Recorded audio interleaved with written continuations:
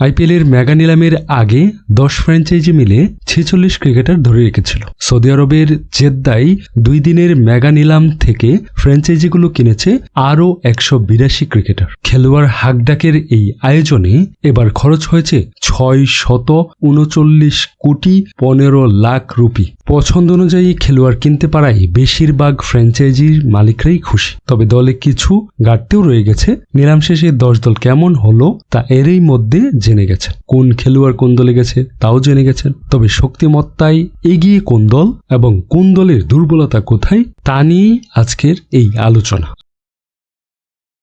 এরপর যে দলটার কথা আসবে সেটা হচ্ছে সানরাইজার্স হায়দ্রাবাদ। এবারে আইপিএল এ মেগা নিলাম শেষে তাদের দলটাকে আমি যদি রেটিং করি তাহলে 10-এর মধ্যে তাদেরকে 7 পর্যন্ত দিতে পারবো। সানরাইজার্স হায়দ্রাবাদ প্রতিবারই তারা একটা চ্যাম্পিয়ন দল করে, এবারও তার ব্যতিক্রম নয়। তবে এইবার মেগা নিলাম শেষে তারা আমার মনে হচ্ছে কিছুটা পিছিয়ে গেছে। যাই হোক, সানরাইজার্স তাদের মূল স্কোয়াডে 20 জন খেলোয়াড় নিয়েছেন, তার মধ্যে ভারতীয় আছেন 13 জন এবং বিদেশি খেলোয়াড় আছেন 7 জন। এবার তারা অনেক খেলোয়াড়ই ধরে রেখেছেন, তার মধ্যে উল্লেখযোগ্য হচ্ছেন হাইনরিক ক্লাসেন, প্যাট Cummins, Abhishek Sharma, Travis head, Nitish Kumar Reddy. আর নিলাম থেকে তারা কোন কোন খেলোয়াড় নিয়েছেন অলরেডি আপনার স্ক্রিনে সেটা দেখতে পাচ্ছেন। এইবারের আইপিএল এ সানরাইজার্স হায়দ্রাবাদের দলে সব থেকে দামি খেলোয়াড় হচ্ছেন হেনরিক ক্লাসেন। 23 কোটি রুপিতে তারা ক্লাসেনকে ধরে রেখেছেন। অবশ্য ক্লাসেন সেটা যোগ্য, পরীক্ষিত এবং তাকে ডার্ক হর্সও বলা যায়, কারণ ক্লাসেনের মতো খেলোয়াড় যে দলে থাকবে যে কোনো ম্যাচের মুড যে কোনো সময় ঘুরিয়ে দিতে পারে, তো তার পিছনে টাকা খরচ করাটা অবশ্যই যুক্তি। এবার যদি সানরাইজার্স হায়দ্রাবাদের শক্তিমত্তার পয়েন্টগুলো বলি তাহলে প্রথম যেটা আসবে সেটা হচ্ছে বিস্ফোরক top order. Travis head, Abhishek Sharma, ঈশান কিষানের মতো পরীক্ষিত ব্যাটার তারা টপ অর্ডারে রেখেছেন, যেটা এইবারে আইপিএলে যে কোনো দলের বিপক্ষে বিধ্বংসী হয়ে উঠতে পারে। এরপর শক্তিমত্তার দিক থেকে যে পয়েন্ট আসবে হায়দ্রাবাদের জন্য সেটা হচ্ছে মিডল অর্ডার বিপজ্জনক। কেনই বা বিপজ্জনক হবে না, যেখানে হেনরিক ক্লাসেনের মতো খেলোয়াড় আছে, নীতিশ রেড্ডি, অভিনব মনোহর, পরীক্ষিত 2 লেগ স্পিনার আছে, অ্যাডাম জাম্পা, রাহুল চাহার। তো মিডল অর্ডারে তারা যেরকম পরীক্ষিত ব্যাটার রেখেছেন তেমনি তারা অলরাউন্ডারও রেখেছেন, যারা তারা মিডল অর্ডার এবং শেষ ভাগের অংশটাতে অনেকটা সাপোর্ট দিবে। এটা হতে পারে হায়দ্রাবাদের জন্য একটা বিশাল টার্নিং পয়েন্ট। এরপর যে পয়েন্ট আসবে সেটা হচ্ছে বিকল্প পেসার। মোহাম্মদ সামি, হর্ষল প্যাটেলের সঙ্গী হতে পারেন জয়দেব ও সিমরজিৎ সিং।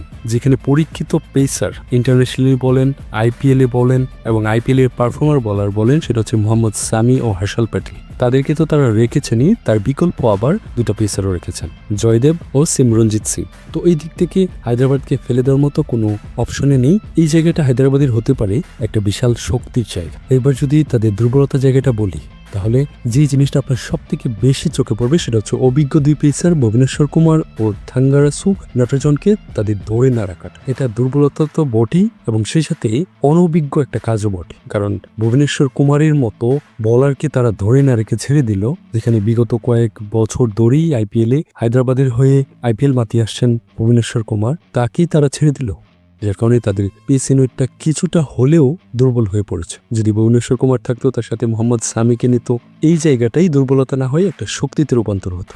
এরপর হচ্ছে মিডল অর্ডার ও লোয়ার অর্ডারে ব্যাকআপ নেই। তারা প্লেয়ার নিয়েছে কিন্তু এটার জন্য কোনো ব্যাকআপ নেই, কারণ বর্তমানে আইপিএলটা যে এরকম কম্পিটিটিভ হচ্ছে, এখানে আপনাকে 10-এ 10ই রাখতে হবে, 9-6 করার কোনো সুযোগ নেই, কারণ প্রত্যেকটা দলই এমনভাবেই তাদের দল করছে যেখানে আপনার যদি 1% দুর্বলতা থাকে তাহলে ওই সুযোগটাই প্রতিপক্ষ নেবে। তবে সবকিছুর পরে ক্রিকেটটা হচ্ছে মাঠের খেলা, তো আশা করবো হায়দ্রাবাদ ওইরকমই একটা পারফর্ম করবে।